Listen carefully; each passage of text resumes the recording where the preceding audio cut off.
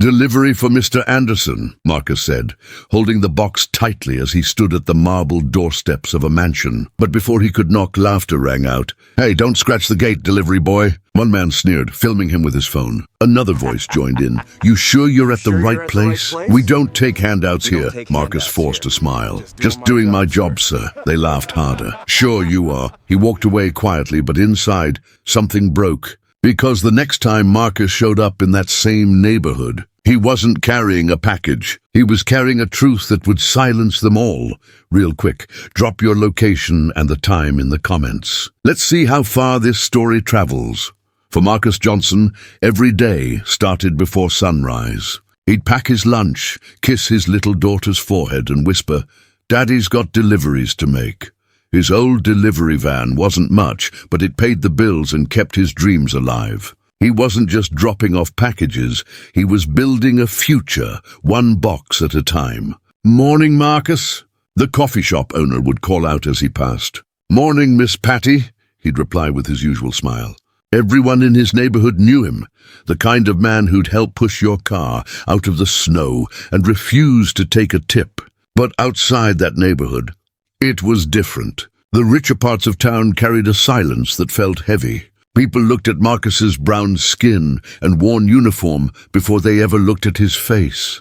Some watched from their windows. Others locked their gates a little faster when his van slowed down. One afternoon, as he reviewed his delivery schedule, his manager shouted, "Johnson! You got the Anderson job today. Big house, top of the hill, don't be late." Marcus hesitated. He'd heard stories about that area, how delivery guys were treated there. Still, he nodded. "Yes, sir." As he drove toward the gated neighborhood, the streets changed. The cracked sidewalks disappeared, replaced by marble driveways and security cameras that followed his every move. He glanced at his daughter's drawing taped to the dashboard, a rainbow above the words, "Be kind." He smiled faintly. "Yeah, baby girl." Kindness. He didn't know that what waited for him beyond. Those iron gates would test that kindness in ways he never imagined and expose a cruelty that no camera could ever justify. The first time Marcus pulled up to the Anderson estate, he tried to ignore the stares. Two men in polos stood near the gate, their laughter cutting through the quiet air. He parked his van, grabbed the package, and walked up the marble steps, forcing a polite smile. "Delivery for Mr. Anderson," he called out. But instead of a greeting came laughter.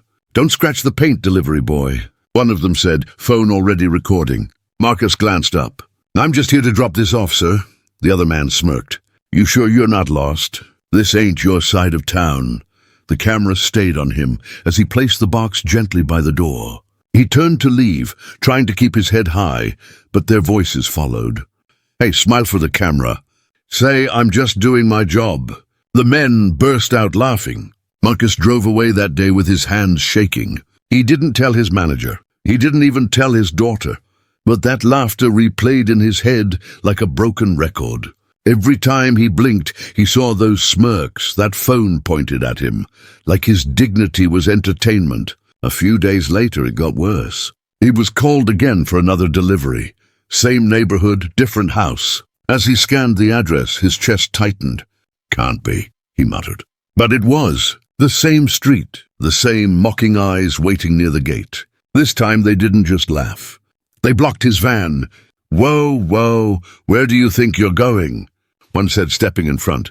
"Sir, I have a delivery. Please move." The man leaned closer. "Relax, we're just making sure you're not casing the place." Marcus's patience cracked. "I'm just trying to do my job." The laughter stopped for a moment. Then one of them smirked again. "You people always got an attitude. Maybe you should be grateful we're even talking to you." Something in Marcus snapped. Not in anger, but in pain. He turned around, got back in his van, and drove off before his temper could cost him more than his job.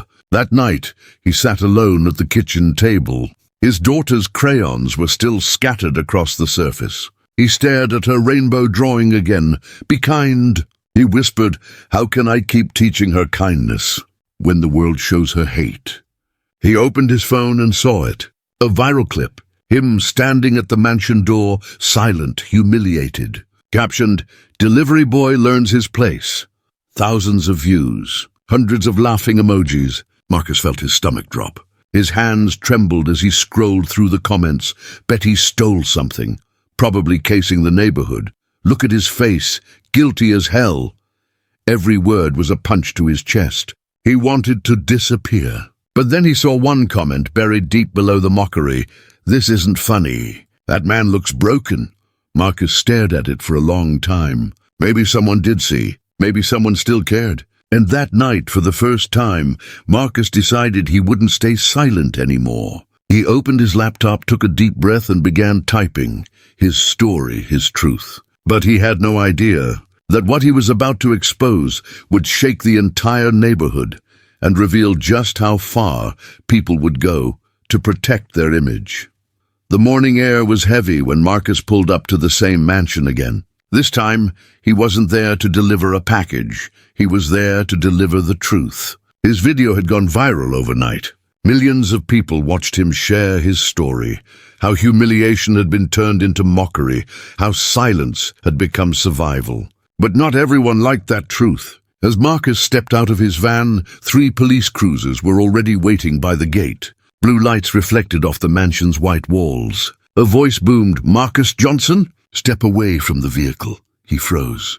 "What's going on?" "Sir, we received a report of trespassing and harassment. Hands where we can see them." His heart pounded. "Trespassing? I'm just—" "Hands up!" One officer barked, hand inching toward his holster. Neighbors peeked out from their doors, whispering, recording. The same men who once laughed at him stood nearby, pretending to be innocent bystanders. "Please," Marcus said softly, "I didn't do anything." A single second stretched into eternity, the kind of second that decides whether a man lives or becomes a headline. His hands trembled in the air. The officer's eyes flicked between Marcus's face and his holster. Then from behind the gate, a voice broke through the tension. "Officer, stop. He's telling the truth." It was a woman's voice, Mrs. Anderson, the homeowner. She stepped forward, phone in hand. "I saw the videos. I checked the footage. He didn't trespass. He was humiliated." The officers hesitated. One finally lowered his weapon. Marcus's knees went weak. He wasn't sure whether to cry or collapse. The men who mocked him looked away, suddenly silent. The world that had laughed at him was now watching. Mrs. Anderson handed Marcus the phone. "They don't deserve your kindness," she said quietly. "The world deserves your story." That moment, under flashing blue lights and trembling breaths, Marcus realized something. Tried to break his pride, but instead they'd made his voice impossible to silence. Because this wasn't the end of his story. It was the beginning of a reckoning. Days after the incident, Marcus's story became impossible to ignore. News outlets picked it up. Talk shows debated it. And that clip, the one meant to humiliate him, was now evidence of a system built to look the other way. Marcus didn't ask for fame. He just wanted to be treated like a man. But now, standing in front of cameras, reporters asking how he felt, he spoke the same way he always had. Calm, steady, with dignity. "I don't want revenge," he said quietly. "I just want people to see that we're human too."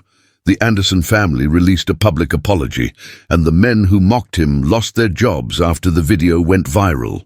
But for Marcus, it wasn't about punishment, it was about change. He started a local fund for delivery drivers, raising money to install cameras in their vans and provide legal support for those facing harassment on the job.